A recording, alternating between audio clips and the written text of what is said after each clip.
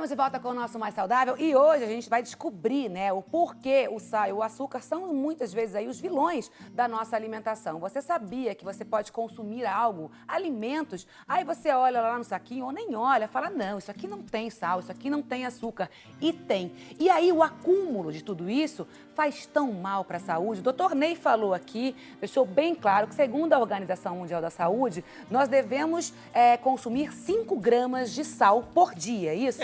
Esse seria o ideal. A Associação Americana de Cardiologia coloca um número menor, 1,5 grama a 2 gramas, tá certo? Lembra que isso acaba sendo restritivo a algumas pessoas. Então, existiu um estudo recente, chamado Estudo PUR, que avaliou no mundo inteiro e chegou à conclusão que não precisava ser tão restritivo desse modo. Mas é uma discussão muito grande, meus amigos.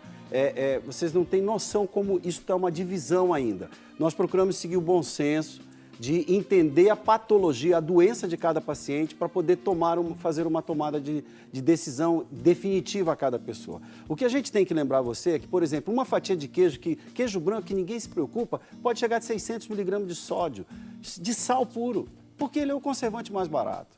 Então, você acaba tendo um aumento da incidência de todas essas doenças que vocês vão ver, pressão, diabetes, hipertensão, AVC. Então, vamos falar sobre isso. Pode colocar a tela aí para o Brasil inteiro acompanhar o mal que o muito sal faz pra gente, pro nosso organismo, tá bom? As consequências estão aí, gente. Ó, é a hipertensão, que, claro, a consequência vai aumentar o risco de infarto e de AVC, a insuficiência renal.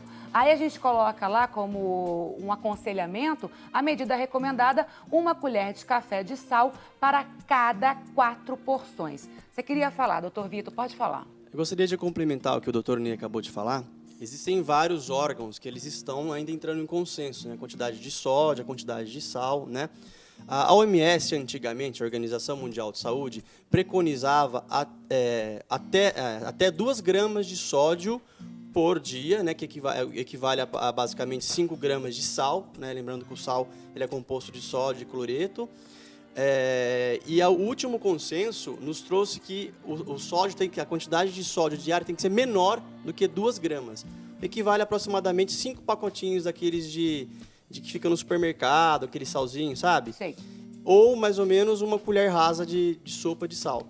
Perfeito. Olha, recentemente eu li uma pesquisa que foi feita pelo Departamento de Alimentos da Universidade de São Paulo. E aí, aquela questão que eu coloquei para a doutora Michele logo no começo, é a diferença mesmo do sal refinado para o sal gourmet, que é esse sal rosa, que é o sal do Himalaia, que é aquele sal grosso, enfim. Nessa pesquisa, o Departamento de Alimentos da USP chegou à conclusão que, doutora Michele, para 1 grama do sal refinado, 1 grama do sal refinado tinha aproximadamente 400 miligramas de sódio. Em comparação, 1 grama desse sal gourmet, desse sal da moda, 1 grama tinha aí mais ou menos de 312 a 360 miligramas de sódio. Por isso te perguntei, Michele, porque a diferença não é tanta. E o que faz mal realmente no sal é o sódio? É o cloreto e o sódio juntos. Na verdade, o que acontece? Ele passa por um processo de refinamento. Isso ele entra com alguns componentes químicos que acaba se tornando prejudicial. Quando você parte para um sal que ele está na forma dele natural, que ele não passa por nenhum tipo de tratamento, você consegue manter os minerais que estão presentes nele. Por isso que ele acaba sendo mais saudável. Por isso que ele acaba ajudando muito mais, porque você preserva mais o magnésio, você preserva outros condimentos que estão dentro dele que faz parte da composição. A partir do momento que ele foi refinado, o que fica nele é o produto químico e o NaCl, só isso, mais nada. Perfeito. Doutora? Então, eu queria só complementar, assim, para os telespectadores, que, assim, apesar desse sal gourmet ter uma quantidade menor de sódio, né, que nem você falou, Cissa, de 300 miligramas, alguns têm um pouquinho menos, 240, 230, né? Então, você pegar 1 grama de sódio, de sal, no sal refinado vai ter 400 miligramas de sódio. Se você pegar o sal gourmet, em 1 grama vai ter 230, 300, um pouquinho menos. Então, você reduz a sua ingestão de sódio, né? Mas esses sais gourmets, eles não têm iodo. Então, tem que tomar um certo cuidado na carência de iodo. O Brasil é considerado um país agora com suficiência em iodo. Ele antes era considerado um país que fazia suplementação em excesso de iodo. Hoje não, ele é adequado. Então, Então, Doutora, você falando isso, me lembra também algo que eu li, o seguinte, o Brasil, por lei, determina que o sal refinado tem que ter iodo. Tem que ter. Isso não acontece muitas vezes nesse sal gourmet Isso, que não vem tem. de outros Não países. tem. E o iodo, ele é muito importante para a tireoide, é isso mesmo? Isso, para a tireoide, né, para o desenvolvimento do sistema nervoso central da criança. Né? Então, ele tem impacto no seu organismo também. E a quantidade no Brasil hoje é de 15 a 40 microgramas. Por exemplo, uma gestante por grama. Uma gestante precisa mais ou menos 250 microgramas de iodo. Se você consumir 5 gramas, você vai conseguir esses 250 microgramas de iodo. Se você substituir todo o seu sal da dieta pelo sal gourmet, provavelmente você vai ter alguma carência de iodo aí. Então, o ideal é você mesclar mesmo. Você pode usar um pouco do sal gourmet, então, o que você está né? conscientizando também, e até serve para mim, porque eu faço realmente o uso desse sal do Himalaia. Enfim, quem está usando esse sal gourmet hoje na alimentação pode começar a ter aí futuramente uma falta do iodo, é isso? Isso. Ele é muito importante. E ele é muito importante para a saúde. Perfeito. Né? Principalmente para... Doutor, o excesso de sódio, a gente sabe, é comprovado que traz as doenças cardiovasculares. E elas são as que mais matam no mundo. Sim. Né? A gente tem um VT e eu gostaria de ver e acompanhar, junto com o senhor e com todos que estão acompanhando o nosso Mais Saudável, a história dessa personagem. Ela é hipertensa e ela quer comer, mas ela não sabe o que escolher. Vamos dar uma olhada.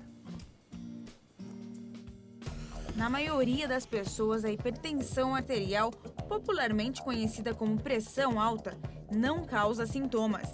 De acordo com os dados da OMS, Organização Mundial da Saúde, a doença mata 9,4 milhões de pessoas todos os anos. E, na verdade, boa parte dessas pessoas, elas não têm sintoma algum. Elas não percebem que são portadoras de hipertensão arterial. Então é importante que a pessoa meça a pressão, afire a pressão regularmente. O indivíduo é considerado hipertenso quando é medido a pressão arterial em repouso e ela apresenta valores iguais ou acima de 14/9.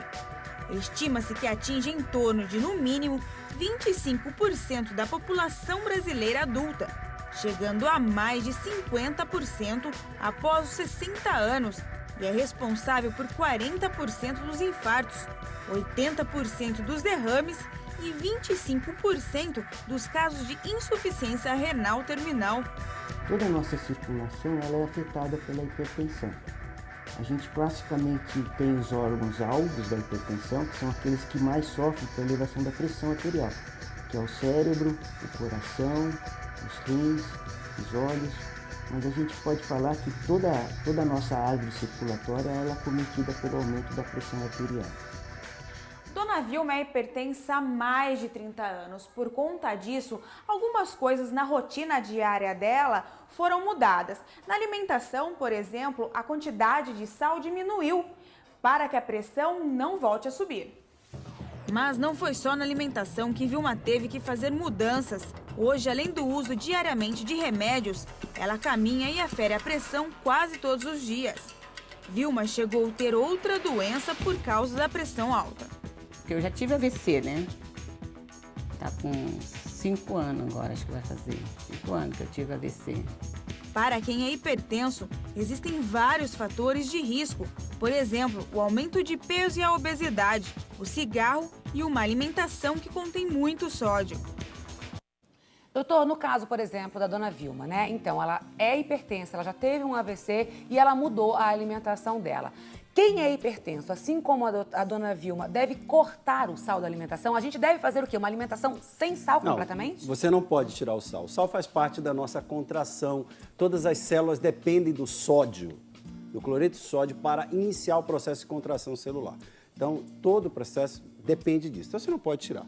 Você não pode estar com ele em excesso, nem ele embaixo. Mas o que você tem que entender é o seguinte, ela nos refere que modificou, mas até que ponto ela modificou?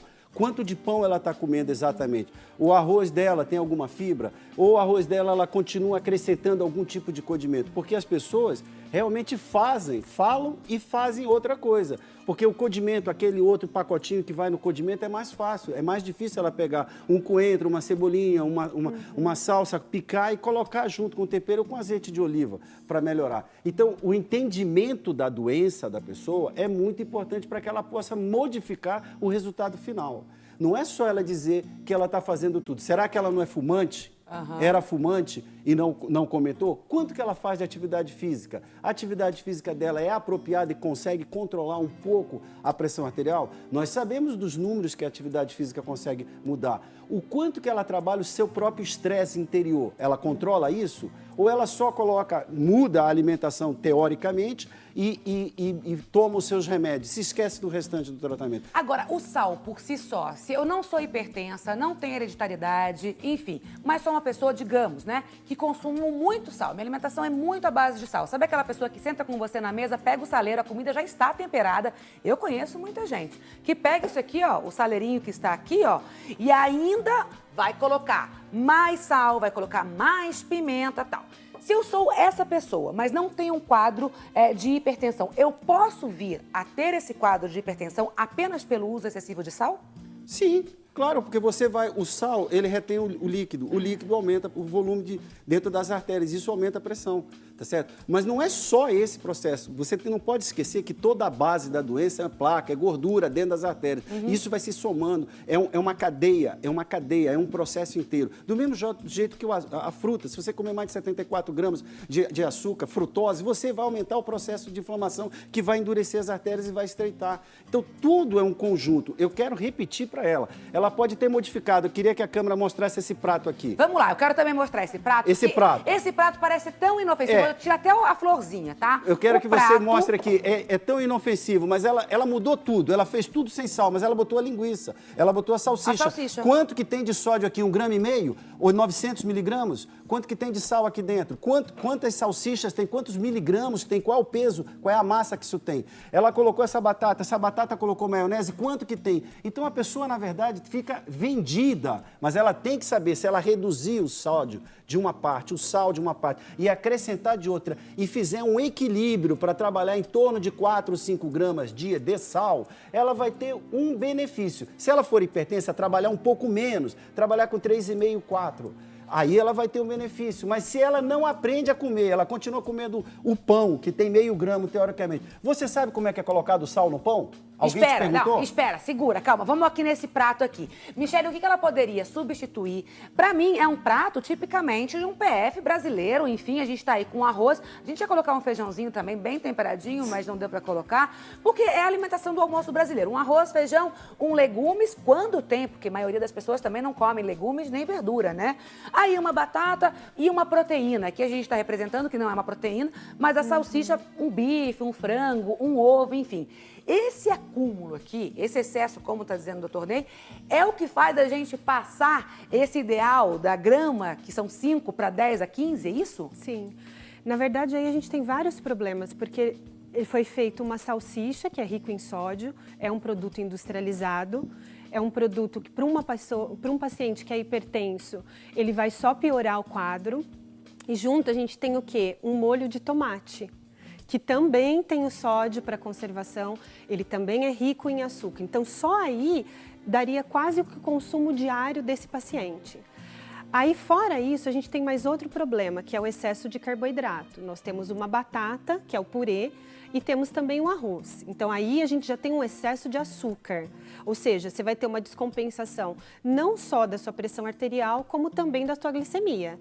Aí, para ajudar, a gente colocou um pouquinho de uma fibra, mas que deve ter sido feito em óleo. Então, não tem um equilíbrio. Você olha para o prato, você diz, foi feito em casa, é natural. Mas, na verdade, se você for olhar, é um prato que dá quase o seu aporte calórico do dia, entendeu? Tá, então daqui a pouquinho você vai me contar qual seria o prato ideal que a gente deve fazer em casa. Agora, doutor Vitor, por exemplo, a gente vem e almoça um pratinho desse, que até então parece inofensivo, e aqui tem um abuso, como eles mesmos colocaram, de sal e de açúcar, né? Tá em excesso aqui. Como reage o nosso corpo quando acontece isso? Esse excesso de sal e de açúcar, tá? Daqui a pouco você me responde. Enquanto isso, você pega o telefone e vem com a gente, 0800 777 0021 19 3871 9620, tá bom? Pode perguntar também através do nosso @maissaudáveloficial ou do nosso telão interativo maissaudável@rs21.com.br. Eu vou e volto voando, hoje, claro, né? Te deixando com eles aqui, muito mais saudável. Me espera.